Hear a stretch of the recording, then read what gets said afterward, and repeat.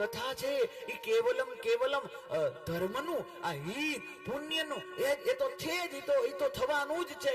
પણ આ કથાને જરૂરિયાત એટલે છે મારા વાલા કે આપણા સંસ્કારો ખબર પડે, આપણો વારસો.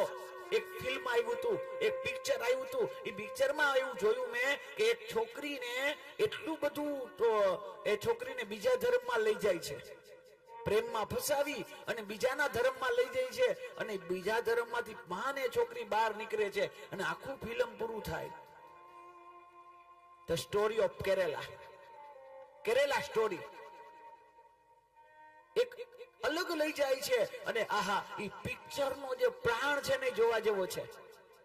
એ છેલ્લે બધું પૂરું થાય ને તો એનો બાપ એમ કહે છે કે બટા આવું કરાય, આવું કરાય. ત્યારે છોકરીએ ખાલી એટલું કીધું હતું કે બટા એમાં એમ કીધું, પપ્પા મારા પિતા, એમાં ઈ લોકોનો વાંક નથી. ઈ છોકરીના શબ્દ, એમાં ઈ લોકોનો વાંક નથી. પિતા તમે પૈસા કમાવામાં એટલા બધા રહીચા પૈચા રહ્યા, સુખ સગવડતા જ અમને આપી, પણ આપણું મૂળ ધર્મ તમે અમને કોઈ દી સમજાયું જ નથી, એનો એ લોકો ફાયદો ઉપાડી ગયા. આ વાંક આપણો છે. આપણે છોકરાઓને ક્યારેય બેહાડી, હું તો એમ કહું છું કે આપણે પૈસા કમાઈ અઠવાડિયે તો 7 દિવસ જ કમાજો, એક દિવસ બ્રેક મારી અને આખો દિવસ પરિવારને આપીએ. ધર્મની વાતો કરી. અરે કાંઈ ન આવડે ને તો ઘરમાં, હું તો એમ કહું છું કે કાંઈ કદાચ ફરવા જાવ ને ત્યારે તમે સ્પ્રે લઈ આવો, ચોકલેટ લઈ આવો, આ બધું લઈ આવજો. પણ મારો એક બ્રાહ્મણનો, એક ભારતનો બ્રાહ્મણ તમને હાથ જોડીને પ્રાર્થના કરે કે જો તમે ફરવા જાવ ને એકાદું સારું પુસ્તક લેતા આવજો, અને એ પુસ્તક એક દી ટાઈમ મળે તો વાંચજો, તમારું જીવન પરિવર્તન થઈ જશે. આપણે પુસ્તક વાંચતા બંધ થઈ ગયા. અત્યારે પુસ્તકો એક ઇન્ટિરિયર ડિઝાઇન નો પાર્ટ થઈ ગયો છે. ઇંગ્લિશના નામ રહી પુસ્તકો ઘરમાં પડ્યા, એટલે કોકને લાગે વિચારક છે. એ ઇન્ટિરિયર નો પાન કોઈ દિવસ કબાટ ખુલ્લો જ નથી કાચ વાળો. એ કેવલમ ત્યાં સુધી જ છે. પુસ્તક કેવલમ કબાટ સુધી ન હોવા જોઈએ, પુસ્તક મસ્તક સુધી હોવા જોઈએ. અને જો પુસ્તક, બહુ સુંદર વાક્ય કહું છું, પુસ્તક વાંચશો તો શું થશે? પુસ્તક કેવલ પુસ્તક નહીં, પુસ્તક સુધી લઈ જશે તમને.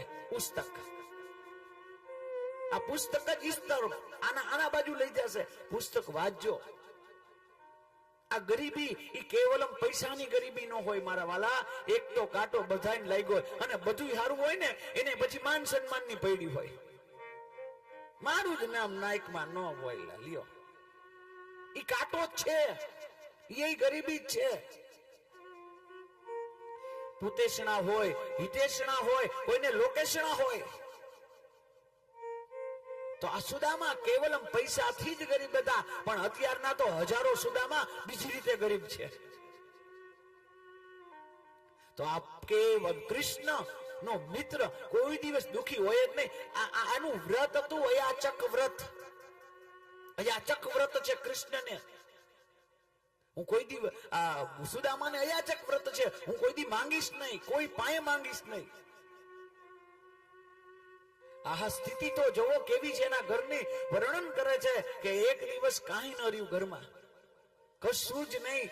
અને એના કરતા સુદામા કરતા એની પત્ની નામ સુશીલા છે જ નહીં.